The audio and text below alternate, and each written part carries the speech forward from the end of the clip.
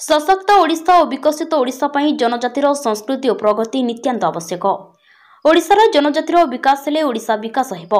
ओडिशार बहु अंचल रे जनजाति लोक बसवास करथिया बेले सेमानक संस्कृति परंपरा को बंचाई रखिया पई राज्य सरकार एबे हृदयंगम कलेनी।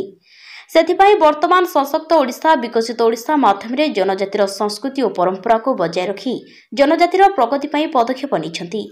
सेहीपरि शनिवार मयूरभंज जिला विषय ब्लॉक परिसर में जनजातिर संस्कृति प्रगति को नहीं एही कार्यक्रम होइथिला। एथिरे विषय अंचलर जनजातिर बहु आग धाड़ीर व्यक्ति विशेष को सम्मानित कराଯାଇथिला। जनजातिर नृत्य और बजार रे विषय ब्लॉकर संपूर्ण परिसर किछि समय पई दुलुकी उठिथिला। एही कार्यक्रम में विषय ब्लॉक उपाध्यक्ष चंद्रमोहन गिरी, जिला परिषद विदुस्मिता देव, सरपंच करुणासागर मारांडी, समिति सभ्य बासंती हांसदा, समाजसेवी सुराई हांसदा उपस्थित होई जनजातिर बहु प्रतिभा को सम्मानित कराଯାଇथिला। मुश्री चंद्रमोहन गिरी, वाइस चेयरमैन विषय ब्लॉक।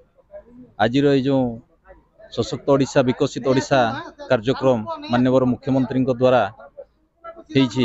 एथिरे आमर जो जनजातिर जिते रहिले प्रतिभा संपन्न व्यक्ति तांको पुरस्कृत करागला एवं तांकर प्रतिभा को आगे नेबा पई आज ये सशक्त ओडिशा विकसित ओडिशा कार्यक्रम मुख्य उद्देश्य अटे।